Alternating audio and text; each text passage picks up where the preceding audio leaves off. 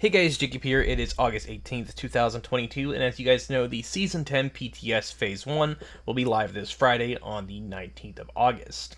We are excited to share what's coming and looking forward to hearing your feedback. Patch note inside the forums are below. And as you can see, this is Phase 1 of the PTS, and this is going to be for the Season 10 update. As you can see right here. Patch notes. Please note the new features mentioned below are still being worked and are therefore not in final stages. Final 3D models and some of the new gear weaponry items are still pending.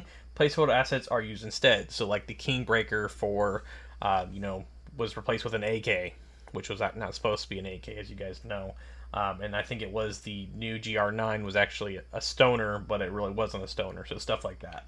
Then we have the preload available. You guys can see the time here, which is August 18th. Goes live Friday, 19th of August. Patch size, PTS build on Connect, 85 gigs. PTS build already is on Connect, 6.07 gigs. Countdown, the new difficulties, we have normal, hard, challenging, heroic. Normal can be completed solo. Hard, designed for groups of 8 casual players. Challenging, current difficulty available at release, designed for a group of 8 match-made players, can be completed by a team of 2 to 4 hardcore players. And then heroic, best for 4 to 8 hardcore players. We have the new countermeasures, which these are, they have the deactivation bonus benefit, and then they're activated, and you pretty much has effects against you. So like skill suppression. Once the enemy is dead, an EMP will be deployed. Disrupt effect. This can affect agents and their skills in 15 meters. Deactivation benefit. Enemies no longer deploy an EMP after they die. Players reduce a 25% preliminary skill cooldown if they kill an enemy within 15 meter radius. Explosive resistance. Enemies gain 100% explosive resistance. Deactivation benefit. Enemies no longer have any extra explosive resistance. Agents gain 25% explosive damage. Reload speed. Agents' total speed weapon reload decreased to 75%. Deactivation benefit. Agents no longer have a total speed weapon reload decreased to 75%. Agents gain 25% reload speed. And then you have armor protection. Enemies receive 25% of incoming armor repairs. Deactivation benefit. Enemies no longer get extra armor repairs. Agents gain 25% for incoming armor repairs. Hostile skill damage resistance. Enemies gain 50% skill damage resistance. So if you're using a skill build, that's 50%, which is a good amount. Deactivation benefit. Enemies no longer have an extra skill damage resistance. Enemy skill damage resistance is reduced by 25%. Hazard resistance is reduced by 25%. And then agent's hazard resistance is no longer reduced by 25%. Enemy's hazard resistance is reduced by 25% instead. Headshot. Enemy's headshot resistance is increased by 25%. Enemy headshot resistance is no longer increased. Agents gain 25% headshot damage. And then finally, critical resistance. Enemies reduce incoming critical hit chance by 25%.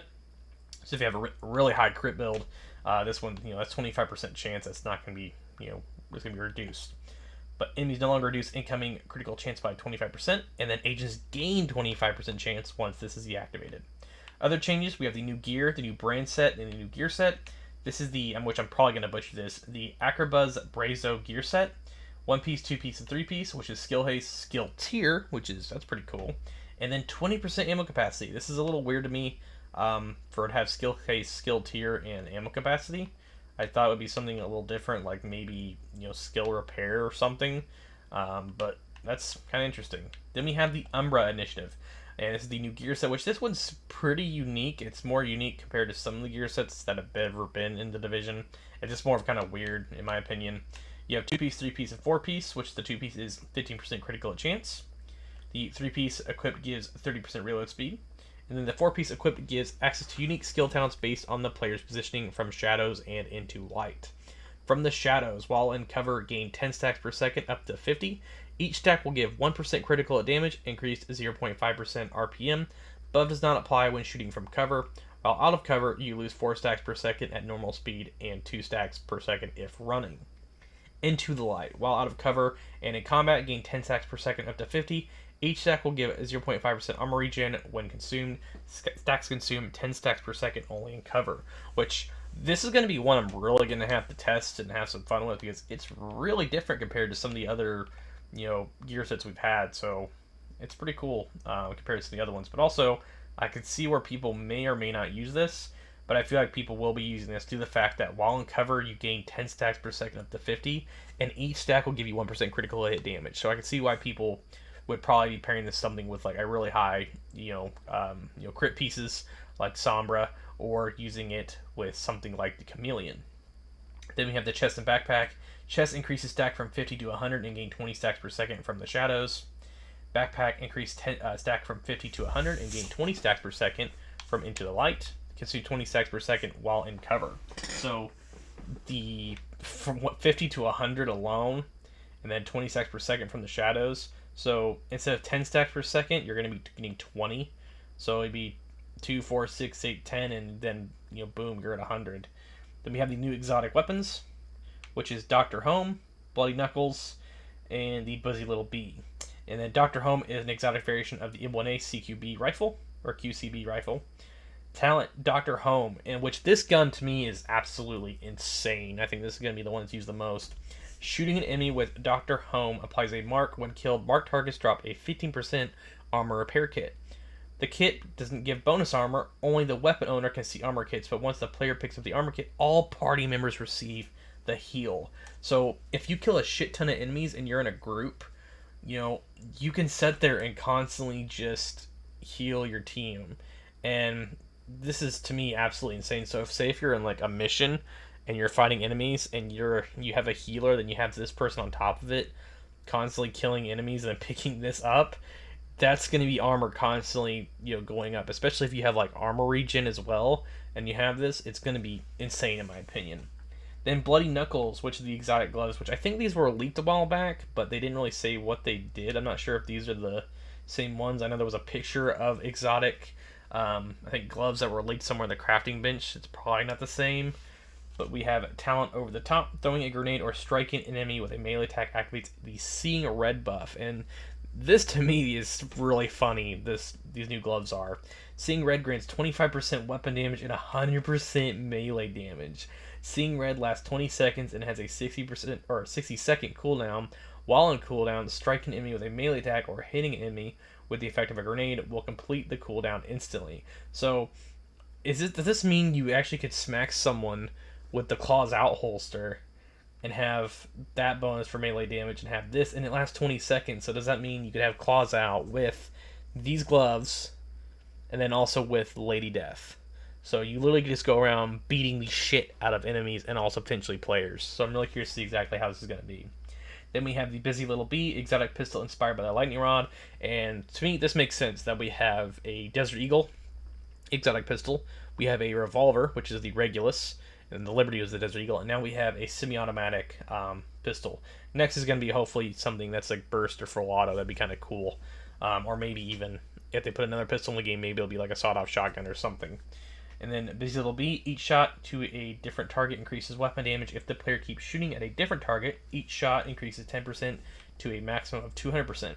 Players have 5 seconds to shoot between targets, or each target, until they lose a stack and must do it again. When the time is over, the player shoots the same target, they will gain an extra 5% damage for each stack they were able to get on the next shot. The stacks will remain even if the user changes weapons. So this is pretty cool. I'm more excited about these two, honestly. I feel like this one's going to get a little shadowed because of this one right here. Because I feel like this one for team play is insane. And this one I feel like you can just be an asshole with and just punch shit, which I cannot wait. The named weapons, the Lefty ACS 12 shotgun and the Stage Left SOCOM M1A. These talents are exactly the same. Perfect Sledgehammer. Dealing damage with grenade implies a mark on target. Targets marked take 40% more damage to armor and negative 10% movement speed. So if you're sitting here, say you have, dealing damage with a grenade applies a mark on target.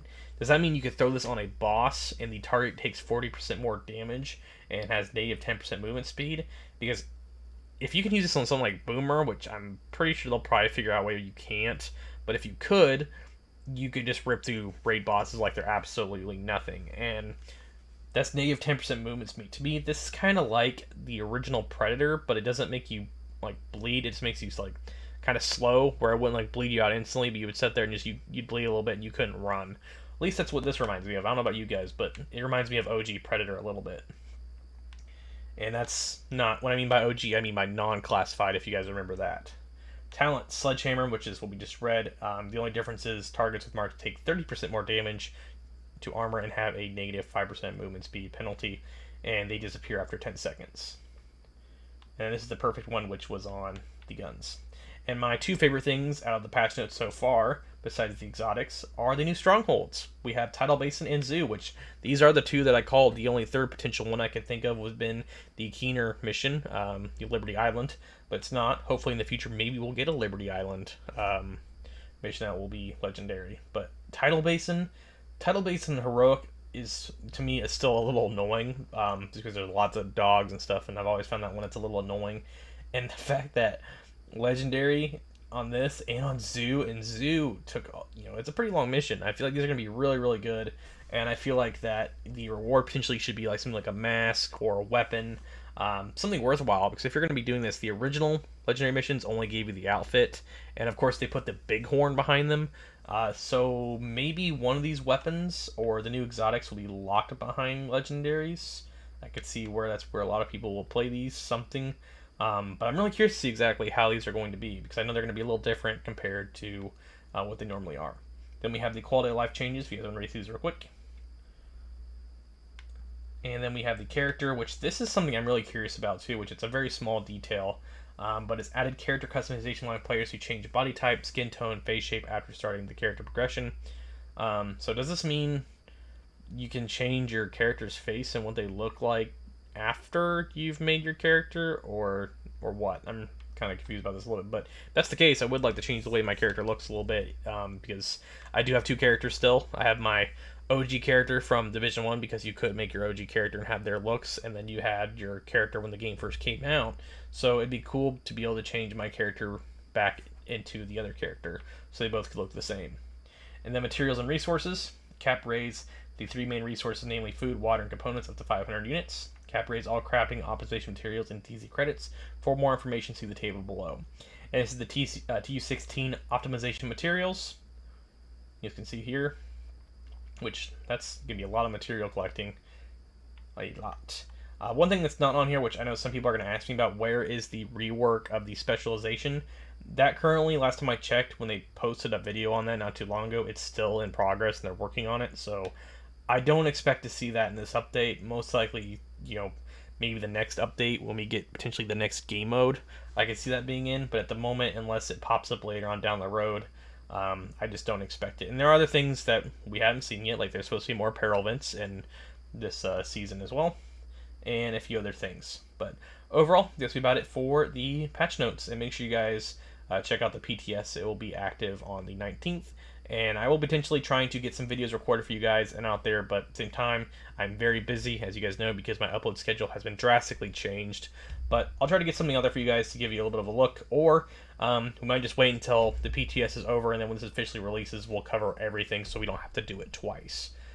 Because they do change things in the PTS, and some things are not 100%. But as always, thanks all for watching. Make sure to subscribe for more Division 2 content, and please let me know in the comments section below what you guys think about the patch notes, and what you're mostly excited for in this season. I feel the chew 5 gum.